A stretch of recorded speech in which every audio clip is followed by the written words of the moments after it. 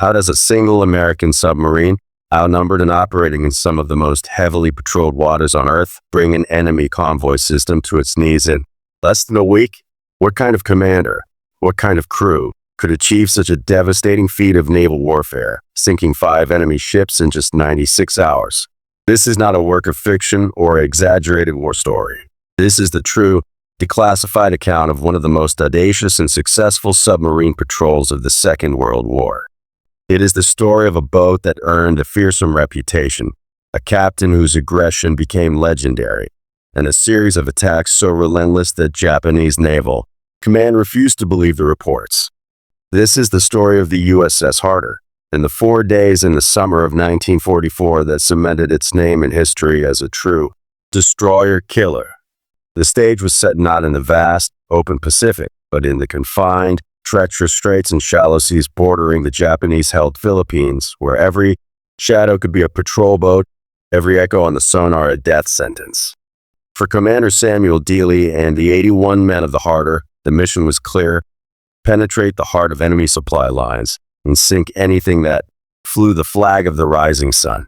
By June 1944, the tide of the Pacific War was turning, but at a brutal cost. The United States Navy submarine force had evolved from a cautious, torpedo-plagued armada into a razor-sharp instrument of economic strangulation. Their primary target, the Japanese merchant marine, the lifeline of an empire that stretched from the home islands to the resource-rich territories of Southeast Asia. Sinking tankers carrying oil, freighters loaded with rubber and ore, and troop transports was the strategic priority. But to reach these targets, American submarines had to run a gauntlet. They faced relentless anti-submarine warfare from dedicated escort vessels, destroyers and destroyer escorts, whose sole purpose was to hunt and kill them. It was in this deadly game of cat and mouse that the Gatto-class submarine USS Harder and her captain, Samuel D. Dealey, had already forged a formidable reputation. Samuel Dealey was not a typical naval officer. Hailing from Dallas, Texas, he possessed a quiet, almost laconic demeanor that belied a fiercely aggressive tactical mind. His men called him Sam, or simply the captain, with a mixture of respect and awe. He demanded perfection, drilling his crew relentlessly on crash dives, torpedo solutions, and emergency procedures until their responses were instinctive. The Harder was more than a ship. It was an extension of Dealey's will. By the start of its 6th war patrol in late May 1944, the Harder had already sent over 50,000 tons of Japanese shipping to the bottom. But Dealey was not satisfied with mere tonnage. He had developed a particular and exceptionally dangerous specialty: hunting the hunters. He understood that to safely attack a convoy, one often had to eliminate its protective escorts first. The Harder had already sunk 2 Japanese destroyers on previous patrols, earning it the first whispers of its destroyer killer moniker. As the boat slipped out of Fremantle, Australia, on May 26, 1944, its orders were to patrol the Salibi Sea and the Sulu Sea, interdicting traffic between Japanese bases in the Philippines and Borneo. The waters were shallow, the currents unpredictable, and the enemy alert. The stage was set for a confrontation that would push the Harder and her crew to the absolute limit of their endurance and skill. The initial days of the patrol were a tense, slow burn. The Harder transited through the Lombok Strait, running deep to avoid detection, the crew living in a world of artificial light, recycled air, and constant dampness. The smell of diesel oil, battery acid, and sweat became a permanent fixture. They surfaced only under the cover of darkness to charge batteries and refresh the boat's atmosphere. On June 6, 1944, the very day Allied forces were storming the beaches of Normandy half a world away, the Harder was making its way north, its crew unaware of the history unfolding elsewhere, focused solely on their own private war beneath the waves. Dealey pushed his boat into the Subutu Passage, a narrow strait between the Tawi-Tawi Islands and Borneo, a known highway for Japanese naval traffic heading to the major fleet anchorage at Tawi-Tawi. It was a brazen move, a calculated gamble to find targets where the enemy felt most secure. The gamble paid off almost immediately. Just after midnight on June 7th, the officer of the deck on the bridge, his eyes strained against the inky blackness, spotted dark shapes against the slightly lighter horizon. Pause. The call came down the hatch. Contact. Multiple ships, bearing 300. The Harder went to battle stations with a quiet, practiced urgency. Feet pounded on steel decks, men slid into their positions in the conning tower and torpedo rooms. In the control room, Dealey studied the approaching silhouettes through the periscope. It was a convoy, 3 large merchantmen, likely tankers or freighters, screened by 2 escorting destroyers. The classic problem presented itself: attack the valuable merchants and risk a deadly death charge retaliation from the escorts. Dealey made his choice. He would do what the Harder did best. He'd take out the Guardians first.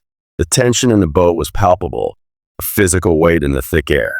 In the forward torpedo room, men checked and rechecked the settings on the Mark 18 electric torpedoes, silent weapons that left no telltale bubble trail. In the conning tower, the fire control team worked feverishly, feeding data into the torpedo data computer: range, angle on the bow, target speed. The sound of the enemy's screws grew louder through the hull, a rhythmic pom-pom-pom that vibrated through the steel. Up periscope, Dealey would order, his voice calm. A brief, terrifying glimpse of the world above, the enemy destroyer growing larger in the lens, then down periscope. The boat held its breath. At 0148 hours, Dealey gave the order. Fire 1, fire 2. The boat shuddered slightly as the torpedoes were ejected from their tubes. A long, agonizing minute passed, marked only by the steady ticking of a stopwatch. Then, through the hull came 2 solid, satisfying thump-boom explosions. The sound of the destroyer's screws ceased, replaced by the terrible noises of a ship breaking apart, rending metal, rushing water.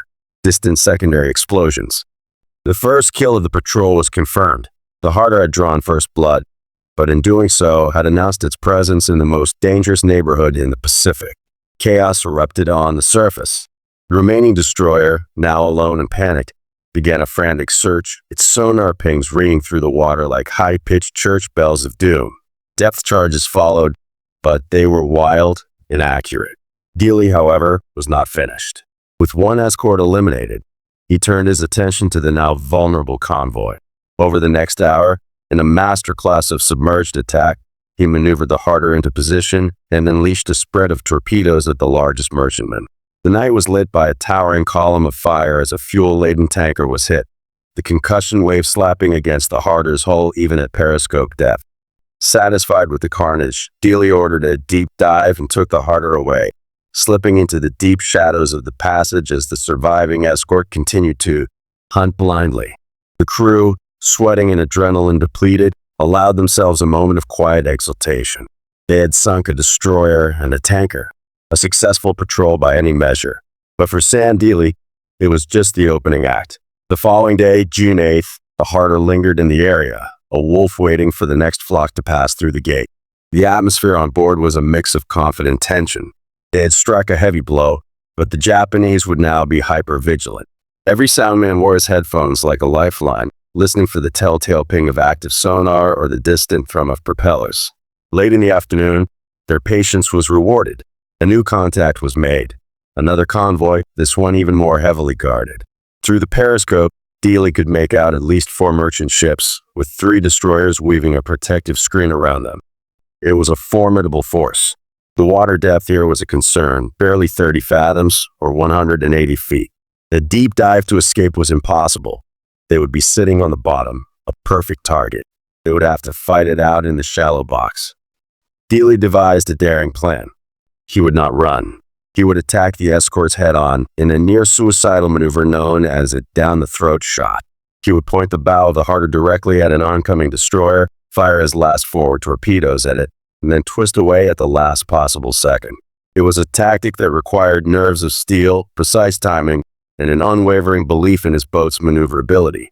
The crew understood the risk. A miss or a malfunction would leave them directly in the path of a 2,000-ton warship capable of ramming them or dropping depth charges right on top of them. The control room fell silent. The only sounds the hum of the motors and the tense breathing of the men. The soundman called out the bearing of the destroyer's screws. Bearing steady, range closing rapidly. She's coming right at us. Dealey stood at the periscope, his face an impassive mask. Stand by forward tubes. The destroyer's bow wave grew larger in the lens, a white knife cutting through the blue water. At a range of barely 1,000 yards, point blank for submarine warfare, Dealey fired. Match bearings and shoot. 2 torpedoes streaked from the bow tubes. For 30 seconds, Time stood still. Then, a massive explosion erupted directly ahead. The destroyer, hit squarely, seemed to lift out of the water before breaking in two and sinking in moments. The Harder, shaking from the blast, went to full power and executed a violent turn, diving as deep as the shallow sea would allow. The remaining escorts, shocked by the sudden loss of their companion, scrambled, dropping depth charges in a pattern that was more angry than accurate. The Harder endured the pounding, a few light bulbs shattering, cork insulation raining down from the overhead. But they had survived. They had just sunk their second destroyer in 2 days. The exhaustion was now a tangible enemy. The crew had been at battle stations for extended periods, surviving on adrenaline and caffeine. The boat needed to recharge its batteries, but the sky above was alive with enemy aircraft and the sea with patrol vessels. Dealey found a moment of relative quiet after nightfall on June 8 to surface and vent the boat of foul air. As the hatches opened, the crew gulped down the fresh, salt-tinged night air, a brief respite. But the mission was not over. Dealey's aggressive nature and his standing orders pushed him to remain on station. He knew the Japanese would be furious, would be marshaling every available asset to find and destroy the menace in their vital passage. The Harder was now the most wanted boat in the Pacific. Dawn on June 9th broke clear and bright over the Sabutu Passage, a hunter's sky, and the hunters had arrived in force. Shortly after sunrise, a new contact was made. Not a convoy, but a lone, fast-moving warship. Dealey raised the periscope for a cautious look. Pause. His blood ran cold. It was a Minikes-class destroyer, but it was not conducting a routine patrol. It was executing a deliberate, zigzagging search pattern, its sonar pinging actively. It was a dedicated hunter-killer group, likely dispatched specifically for the Harder. The game had changed. They were no longer the predator. They had become the prey. For the next 6 hours, the Harder endured a nightmare. The destroyer held contact, its pings a constant, maddening tattoo against the hull. Dealey used every trick in the book, silent running, where every non-essential piece of equipment was shut off and the crew moved in socks. Radical course. Changes at slow speed, hiding beneath thermal layers in the water. But the Japanese skipper was skilled and persistent. The shallow water crippled the Harder's ability to evade. Depth charges began to fall. The first patterns were distant, but they walked closer with each pass. Then, the world exploded. A string of charges detonated directly astern of the Harder. The boat was hammered by the concussions, thrown violently upwards and then slammed down. Lights flickered and died, plunging sections into darkness.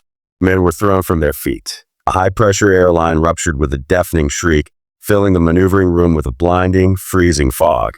Water began spraying from a dozen small leaks around valve stems and fittings. In the control room, the depth gauge gyrated wildly. The boat was losing trim, threatening to broach to the surface and reveal itself. This was the moment every submariner feared, trapped, damaged, and with a relentless enemy circling above. The sound of the destroyer's screws passed directly overhead, a deafening roar that promised another, possibly fatal, attack run. Fear, cold and sharp, gripped every man on board. This was the crisis. The brilliant predator of the last 2 days was now wounded and cornered.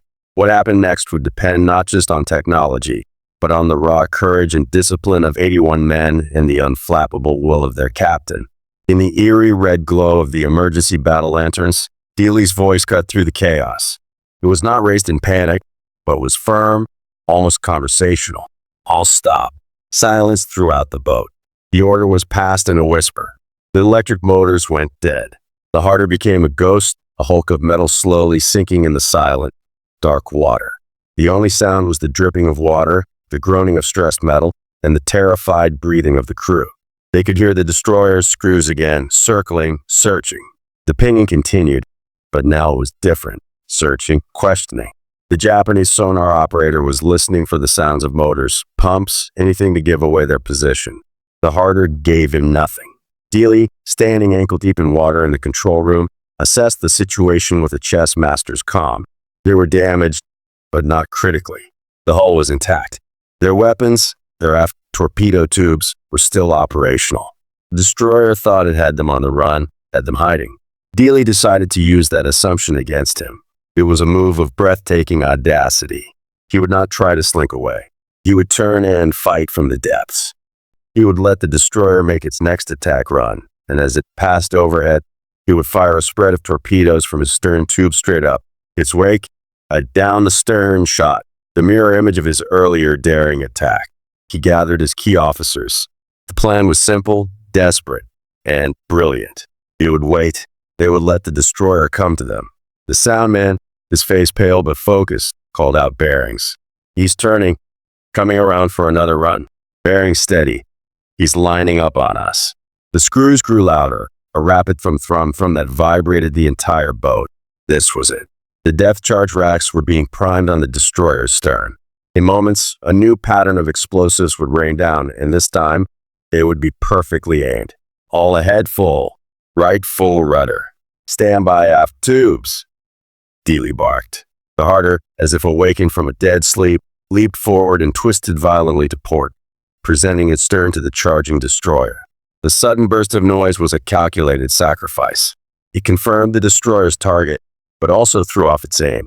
A string of depth charges tumbled into the water, but they exploded where the Harder had been, not where it was going.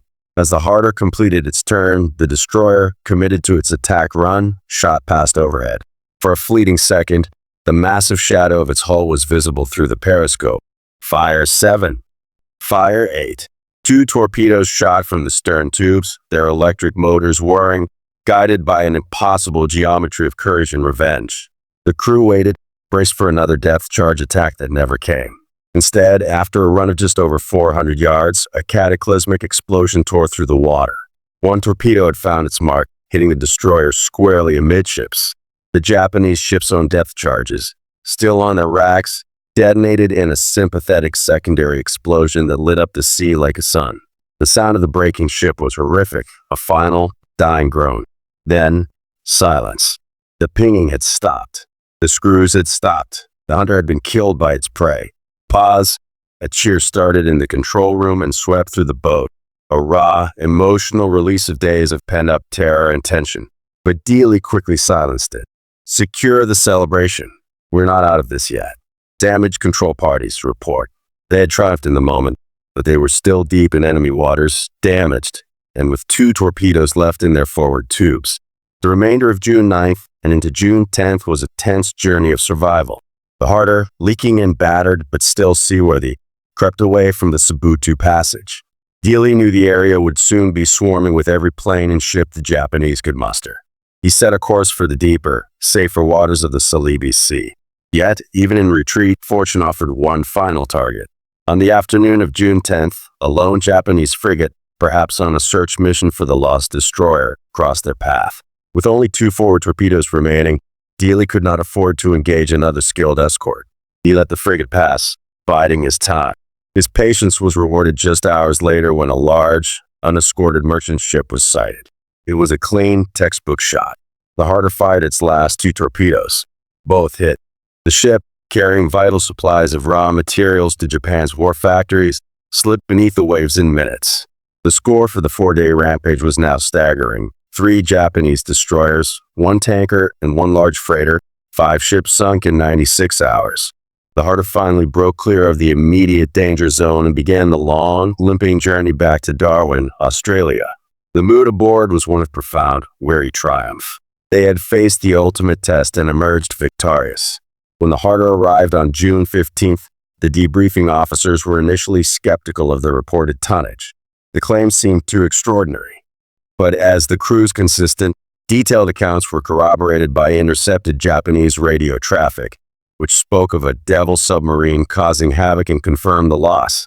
Of 3 destroyers, identified as the Minazuki, Hayanami, and Tanakays, and several merchants, the truth was accepted. The patrol was an unqualified masterpiece of aggressive submarine warfare. For this incredible feat, Commander Samuel D. Dealey was awarded the Medal of Honor.